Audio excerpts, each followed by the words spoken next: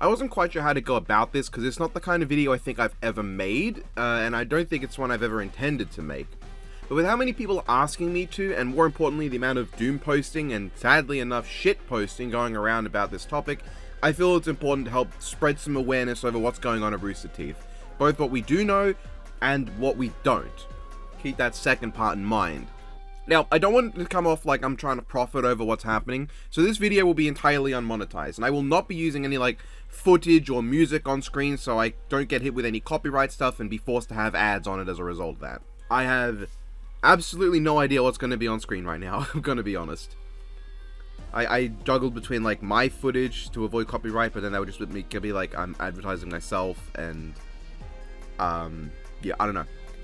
If you want any updates on this channel and how it will be going ahead in the future, that's not for this video. I know some people have asked for that. That's not the point of this video, but this video is not about me, okay? And until we get more information, I think it'd be a bit silly for me to start making plans for a death battle this future, so let's move on. So first of all, let's just take a look at Rooster Teeth's website and the official post made there. To quote, Rooster Teeth is shutting down due to challenges facing digital media resulting from fundamental shifts in consumer behavior and monetization across platforms, advertising, and patronage. That is the long and short of it. What we know is that Rooster Teeth is closing.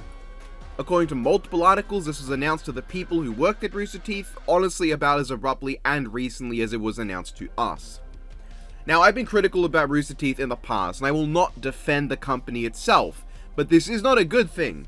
So many people are going to lose their jobs, their source of income, and they do not deserve that.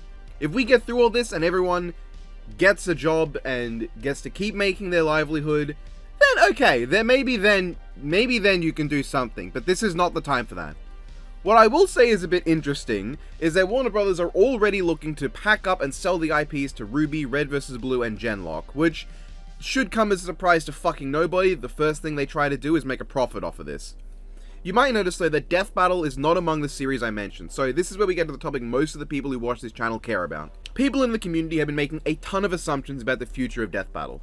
A lot of people saying it's dead, which, I mean, when I woke up, within the first hour, I saw more people talking about Death Battle being dead than people talking about the actual news itself, and that's not great. According to Ben Singer on Twitter, the future of Death Battle is unclear, but not gone, and we're in the process of figuring out the way forward, but the Death Battle YouTube channel isn't going anywhere. I still want to make cool stuff for it. This is about the extent of what we actually know about Death Battle's future. It's unclear, and people are trying their best to make it clear. Ben Singer has made it clear himself that he wants to continue doing stuff, whether that's Death Battle or not. If you're wondering, Chad James didn't say anything contradictory to this. He said, DB community, we'll see what we can do. And honestly, that might be all the news we can get for multiple reasons. Right now, understandably, most of the people working on Death Battle are getting their portfolios out there to try and maintain a workflow, which I am in complete support of. I hope all the best for them. Luis, DJ Tiki, Galaxy Video Max, Origin the Hero, and more, they all deserve it. I'll link their tweets in the description for what that'll be worth.